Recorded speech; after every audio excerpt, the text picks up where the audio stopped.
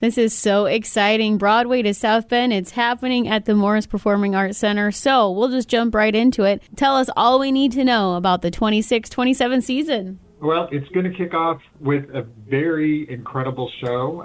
Dr. Seuss's How the Grinch Stole Christmas, the musical, will be coming in November. So it'll be a little bit before Christmas, but it'll be there to kind of help kick off the holidays. Then we've got The Bodyguard, which is a premiere. It's based on the hit 90s film that starred Kevin Costner and Whitney Houston. That'll be in December. Then we have A Beautiful Noise, which is the Neil Diamond musical. That'll be in at the Morris on February 5th and 6th. And then we have the return of, like, everybody's favorite, the Book of Mormon will be back in South Bend May 7th through the 8th. And then we end the season with the Queens of Henry VIII and the musical 6, which will be at the Morris June 4th through the 6th. It's so incredible to see these shows that are actually currently on Broadway right here in our hometown of Michiana. But I got to ask, how did you get your fun job?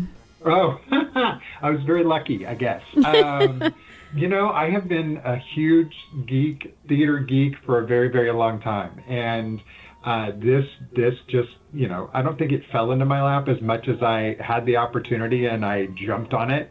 I've been with the organization for about 19 years and started out in group sales and trying to get people interested in seeing the shows. I have been to the Morris many, many, many times, and I love the venue so very much. And I got moved into programming in 2019 and have not looked back since. What was the very first show you ever went to, ever, where you knew, I'm going to be a theater geek?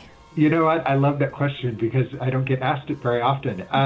My root for my love for Broadway is the musical The Music Man, which I saw a high school production in a small town in southwest Kansas when I was probably 9 years old. Oh. And thought it was just the coolest thing ever that people were on stage doing this. I had a family member that was in the cast and in the chorus, and that was cool.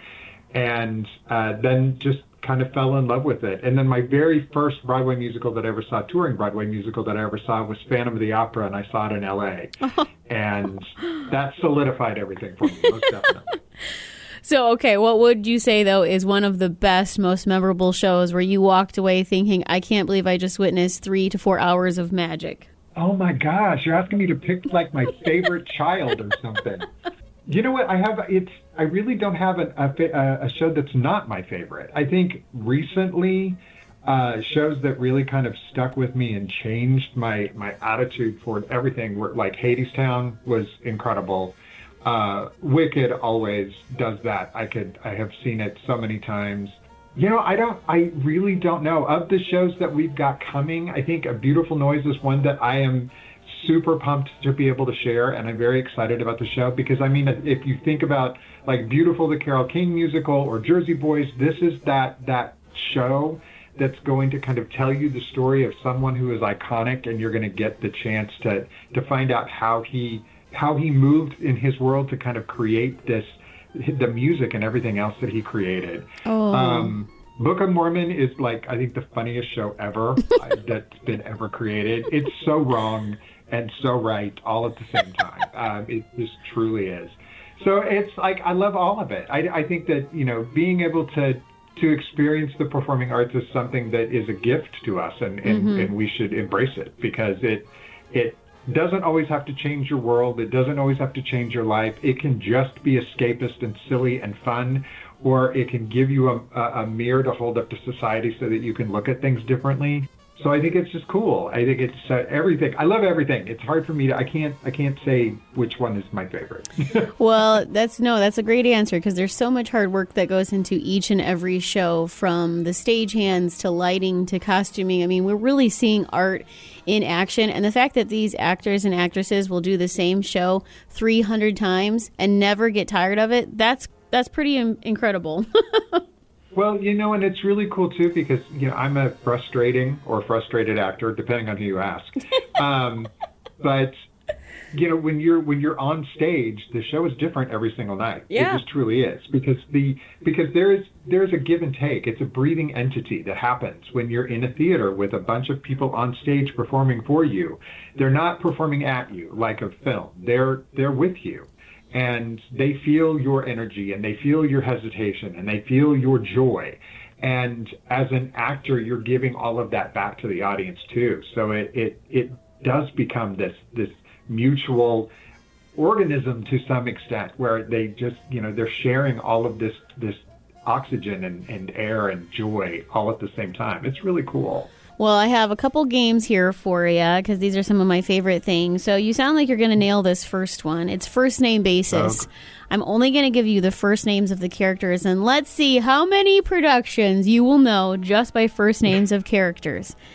Okay, here we go. Some are going to be way too easy, but I'm going to start with Alexander, Eliza, and Aaron. What show is that? Alexander, Eliza, and Aaron. Oh, that's Hamilton. Woo! Give a point. See, this one's too easy. Christine and Eric. Christine and Eric. This was a show that solidified your love for Broadway and plays. Oh, yeah, that would be Phantom of the Opera. Yes, there you go. Seymour and Audrey. Oh, see, I have special love for this because my youngest child is playing Seymour right now. It's going to be opening next week in his high school production of this Little Shop of Horror. No way! That's awesome! Yeah. Another point on the board. Okay, what about Jenna? That would be Waitress. Nice! What do you think about that one? I love Waitress. I think it is...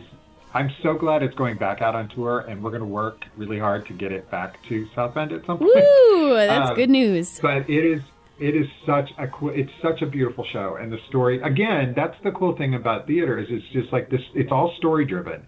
So it has to have all of it. It has to have really good music. It has to have incredible choreography and really good sets and everything else. But at the core of it, it's the story. And I think Waitress has got a really good story. I love that show. There are so many good ones. What if I said Tracy and Link? Oh, that would be Hairspray. Yes! Man, you're a pro. I thought I was going to stump you on some of these. I don't think so. Oh, I don't know. You better knock on wood quick. Well, I was going to ask about Aladdin and Jasmine, but that's way too easy. But I will say when Broadway to South Bend brought Aladdin to town, that flying magic carpet scene had my kids believing that magic is possible, and it is still talked about to this day. The scene when the genie comes out and there's gold all over the stage, there is nothing more mesmerizing than seeing it live. I mean, that was such an incredible show. That's very true with like all of them. There's a certain level of magic that happens with each and every show that you can kind of get caught up in, and the parade in Lion King is just incredible. And when Elphaba flies and defies gravity in Wicked, and the magic carpet in Aladdin, I mean, it's all incredible. And seeing how it all comes to fruition on stage is just amazing. So now this next game that we have for you, this is my friend Reed. Hello. So we're going to test your Hollywood knowledge, and this is a game we like to play. So we're going to give you 5 pop culture questions. I can't hear these. You get them first. Craig has to kick me out of here like I'm on a broom. I'm Elphaba, and I am just going to fly out of the studio. Get out of here, Brittany. Ooh, that was nice. That was nice. First question. Fans at Coachella got a surprising moment recently when this global pop star spent part of his set watching some of his old YouTube videos, a full circle nod to how his career first took off online as a teenager with hits like Baby, Sorry, and Peaches. Do you know the artist? Yeah, originally I thought it was Madonna, and then you went to a different direction. Mm-hmm. And the name just went away from me. He's the kid that... I seriously could see his head. This is such good radio. Aren't you happy that I'm doing this? Oh, no, it's the best. It's the best. It's honestly a very common thing. The first question I feel like is always the hardest. If I were to ask it again at the end, I guarantee you get it. You want to try? Yeah, let's try. Okay. We'll try. Second question, now that we're all warmed up. In the movie Castaway, Tom Hanks' character forms an emotional bond with a handmade friend named Wilson after being stranded on a desert island. While it becomes one of the most memorable characters in the film, what type of ball was Wilson originally? Volleyball. All right, third question or second. In classic Looney Tunes cartoons, this fictional company was responsible for supplying Wile E. Coyote with all of his elaborate and usually failing contraptions to try to catch the Roadrunner. From rocket skates to giant slingshots, their products almost never worked as planned. What was the name of the company? Acme. All right, fourth question. As the frontman of the Rolling Stones, this legendary singer is known for his energetic stage presence, unmistakable voice, and decades of rock hits, and even later in his years, he continues to perform around the world, and Maroon 5's Adam Levine even stated in a song that he's got the moves like this rock Hall of Famer. Mick Jagger. Fourth or final, depending, because we're going to ask that first one again, with Super Mario Galaxy helping expand the franchise's legacy of creative gameplay.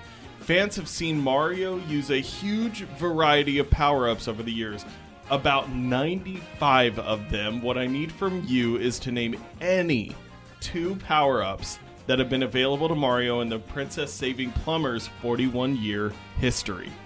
Mushrooms and a bullet. All right, and then fans at Coachella got a surprising moment recently when this global pop star spent part of his set watching some of his old YouTube videos, a full circle nod to how his career took off online as a teenager with hits like Baby, Sorry, and Peaches.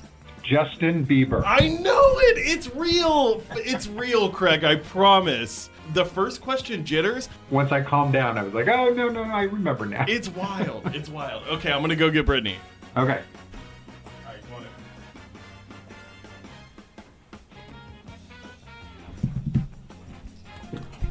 All Brittany. right. How did Craig do? Craig was phenomenal and got 5 out of 5. Oh, my word. First question, and I'm not going to tell you if you got them right until the very end, Brittany, okay? Fans at Coachella got a surprising moment recently when this global pop star spent part of his set watching some of his old YouTube videos, a full circle nod to how his career first took off online as a teenager with hits like Baby, Sorry, and Peaches, who's the artist. I'm a believer. Justin Bieber. Second question. In the movie Castaway, Tom Hanks' character forms an emotional bond with a handmade friend named Wilson after being stranded on a desert island. While it becomes one of the most memorable characters in the film, what type of ball was Wilson actually? A volleyball.